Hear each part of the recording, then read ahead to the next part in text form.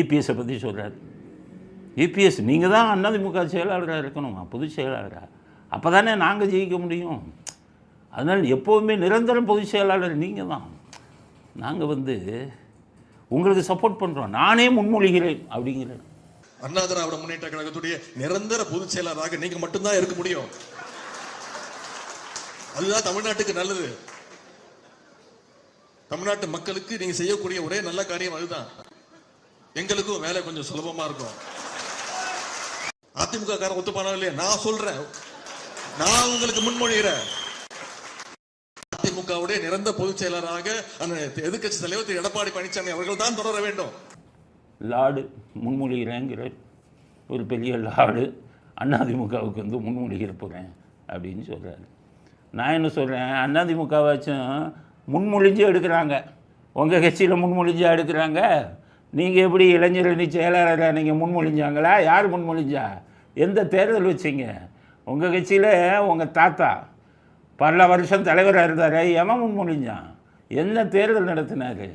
அது மட்டும் இல்லாமல் அன்பழகனை 40 வருஷம் பொதுச் செயலாளராக வச்சுருந்தார். ஜனநாயக முறை நடந்ததா? உங்கள் அப்பாவும் உங்கள் முடிவு பண்ணுறது தானே. உங்கள் அத்தையை துணை பொதுச் செயலாளர் ஆக்கினார் உங்கள் அப்பா. யார் முன்மொழிஞ்சா? உங்கள் அப்பாவுக்கு தலைவர் பதவிக்கு யார் முன்மொழிஞ்சா? வெக்கமே இல்லாமல் முன்மொழிகிறது அரசா, அதாவது இது வாரிசு அரசியலை வெக்கம் இல்லாமல் நடத்திக்கிட்டு இருக்கீங்க.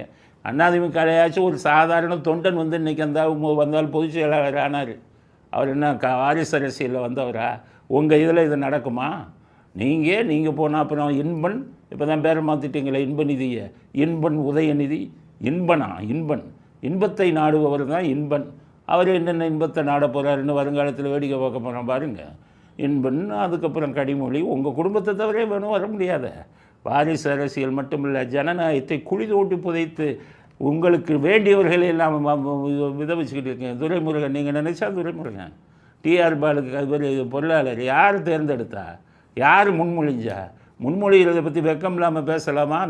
உதவி எடப்பாடியை முன்மொழிய போகிறீங்களா? முதல்ல உங்கள் கட்சியில் போய் முன்மொழிஞ்சு ஜனநாயக முறைப்படி தேர்தலை நடத்துங்க அப்படிங்கிறத உதயநிதிக்கு பதிலாக சொல்ல. எவ்வளோ பேசினாலும் சொரணம் வர மாட்டேங்குதே, திருப்பி போய் பேசிக்கிட்டு இருக்கீங்களே.